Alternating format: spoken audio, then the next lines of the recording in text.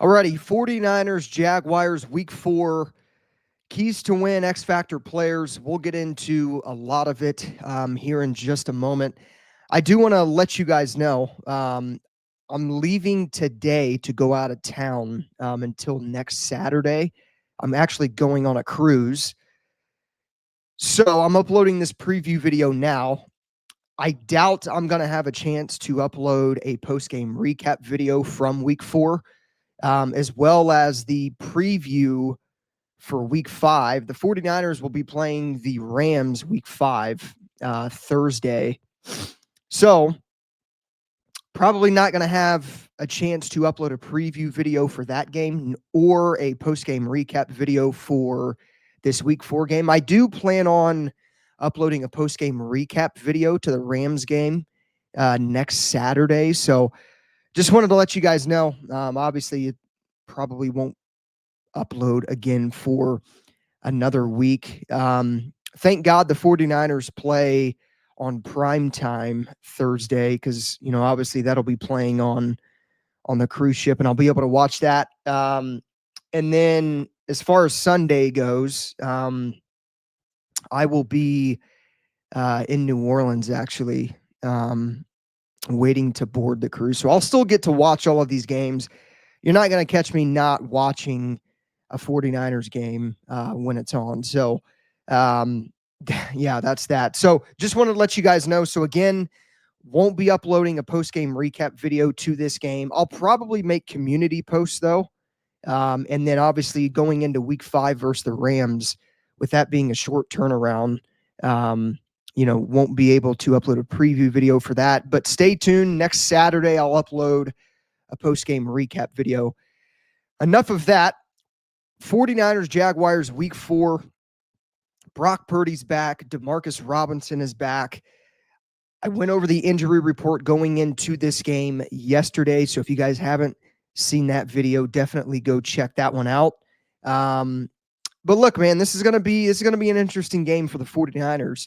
They are wearing their away white uniforms or white jerseys, which is interesting to me because obviously last week they wore their 94 throwbacks, the all-white 94 throwbacks. By far my favorite jersey of the 49ers, favorite uniform of the 49ers. I think both the 94 throwbacks are clean, but in my opinion, the all-white is just too clean. So they're going to be wearing their away whites for this home game. I don't know if that's ever happened. I can't remember the last time the 49ers wore their away jerseys at Levi's. And I think the main reason as to why they are doing it is because of the heat and whatnot. The 49ers want to make sure that the players aren't getting too hot wearing the home red. I get it. It's still going to be pretty weird, though, seeing them in their away whites at Levi's, but it is what it is. I know there's a lot of people pretty pissed off about it. I don't really care too much. I love the away whites. I like all the jerseys, so it doesn't matter to me, but they're going to be wearing their away whites. I'm not entirely sure what Jacksonville will be wearing. If I had to guess, I would imagine they're probably going to be wearing like their turquoise teal jerseys, but we'll see for Jacksonville. Didn't care to look too much into that to see what jerseys they were wearing. Couldn't really care less, to be completely honest. However, keys to win, we'll get right into it. I think maintaining the offensive time of possession, controlling the line of scrimmage is going to be key. And I think capitalizing on the Jaguars' red zone struggles, I think those are going to be the most important keys going into this game. Now, when it comes to maintaining the offensive time of possession, I think it's going to be crucial that the 49ers have success on first and second downs. I think getting to a third and short, on a third down, 3rd and 2, 3rd and 3, 3rd and 4, that's going to be crucial for the 49ers to maintain the, offensive time of possession. The Jacksonville Jaguars also have a pretty decent run defense for the most part. They've looked pretty good, with their run defense. So I think the 49ers being able to have success running the football that's going to be crucial as well for maintaining, the time of possession. The 49ers really haven't had a game where they've just ran the football, like they did a couple years ago. And I know Shanahan talked about it. It just really comes down to, the different packages and the schemes of the defense that have kind of been playing the 49ers. So it's interesting that they haven't really had that much success running the football. They're playing a Jacksonville Jaguars defense that is a pretty respected run defense, I think, all in all. So I think the 49ers being able to control the time of possession is going to relate back to how well they're going to be able to run the football. But again, yeah, dominate first and second downs, get it to third and short. And I think that you can have success with, controlling and maintaining the offensive time of possession. Controlling the line of scrimmage starts in the trenches. Offensive line, defensive line. The 49ers offensive line last week was not great. Dominique Purdy had that hold in the red zone last week that resulted in the Cardinals getting a safety. Middle errors like that can't happen. And obviously they're going into this game. Connor Colby's questionable with that groin injury. It seems like it's still kind of a lingering thing for him. I would imagine he plays. We'll see what happens, but I think that's going to be crucial as well. I think this offensive line has to dominate the Jaguars defensive line. I think that is going to be a very, very big key for the 49ers to win the ball or to win the game. And then obviously on the defensive side of things, the 49ers will be without Nick Bosa, which means Bryce Huff and Mykel Williams will be the starting edge rushers with Bosa out. Yetur Gross-Matos is going to be thrown in there in certain packages. Sam Oak is going to get an increase in defensive snaps. The 49ers had a top 3 defense, a top 5 defense in 2020 when Nick Bosa went down with a torn ACL. So just because he went down with the torn ACL doesn't necessarily mean that this defensive line can't be dominant anymore. CJ West is out for this game. So there is some depth in the inside that the 49ers are going to be missing. CJ West, again, has that broken thumb. It's a broken thumb, I believe, broken finger of some sort. He's not going to be able to play in this game. It's going to be interesting, actually, to see if CJ West can play week 5, because Shanahan did say at the beginning of this week, CJ West still technically has a chance to play. He could play with a cast on.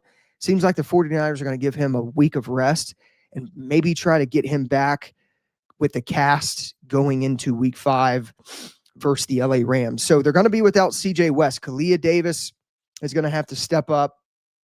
Alfred Collins is going to have to step up.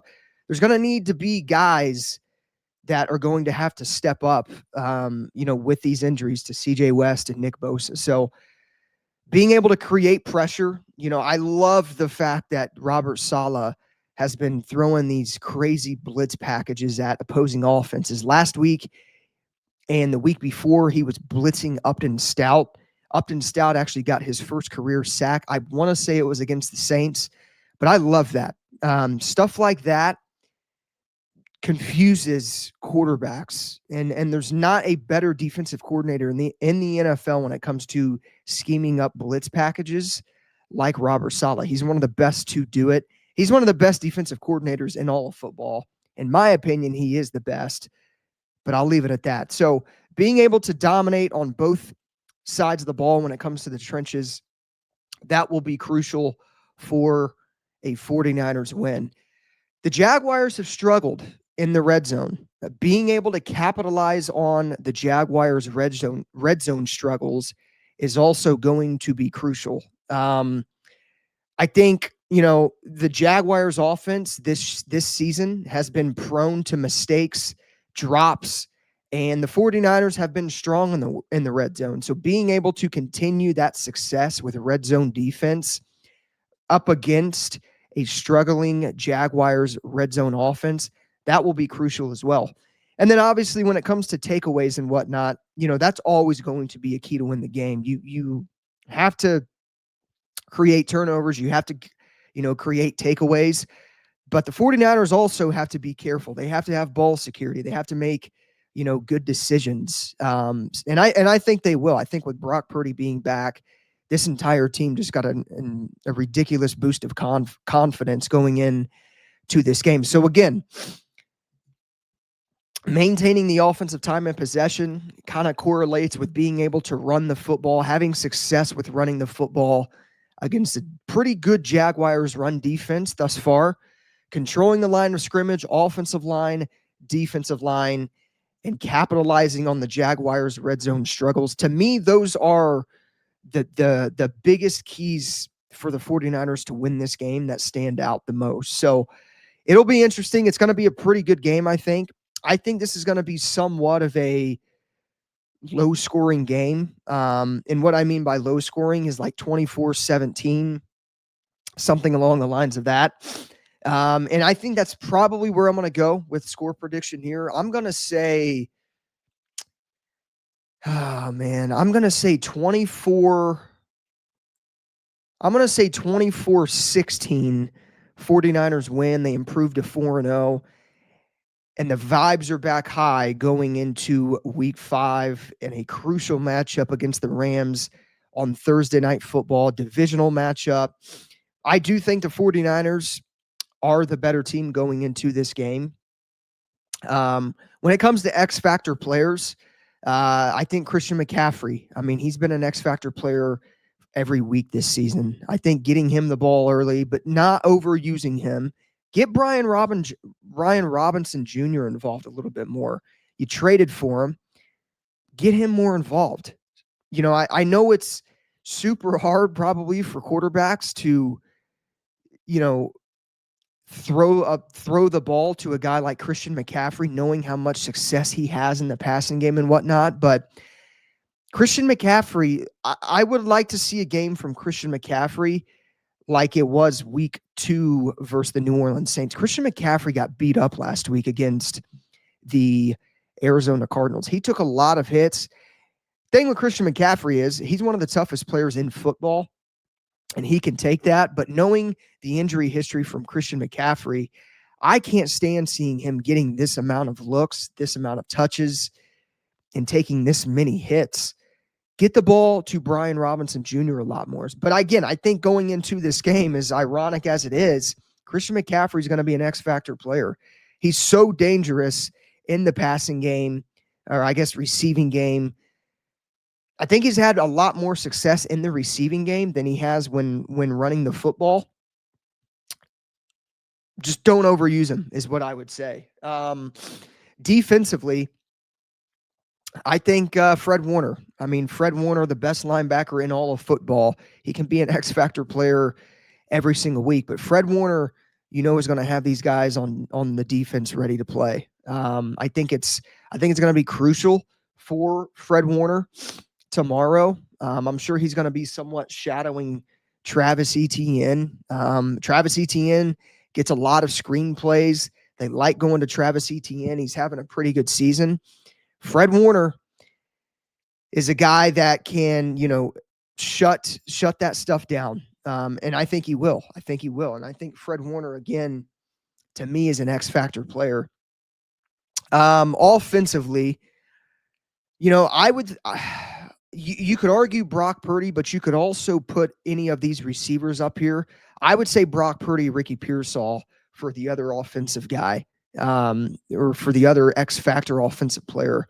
Brock Purdy's back. He's going to be, hitting his number one target in Ricky Pearsall. The connection and the camaraderie that they've been able to build throughout this offseason is going to be huge. Get the ball to Pearsall. I like that, actually. Get the ball to Pearsall. He had a phenomenal game last week against the Arizona Cardinals. He needs to build off of that. He is coming into this game questionable with the sore knee. I think he'll play, but I think Ricky Pearsall, without a doubt, is in for another big game. One other guy I want to talk about, Mykel Williams. What a phenomenal draft pick that's looking to be like.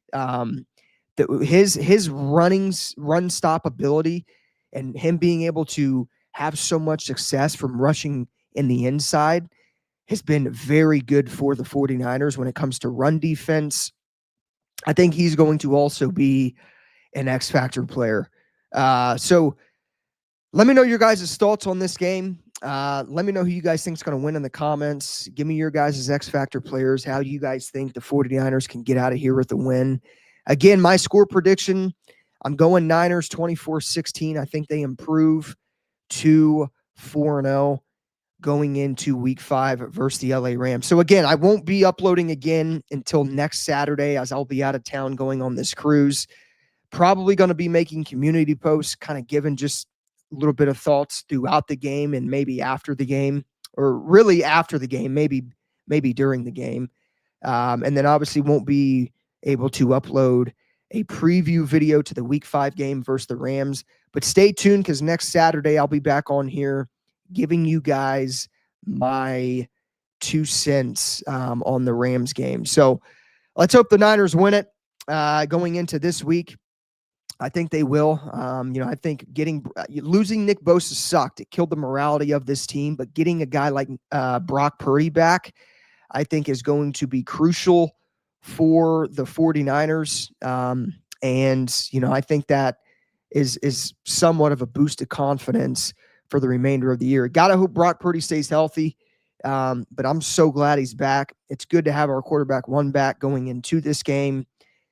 And this team should be ready to be ready to rock and roll. So as always, go Niners. 24-16 is my final prediction. Niners win it and improve to 4-0. Let me know your thoughts in the comments down below. Go Niners. I'll see you guys in the next one.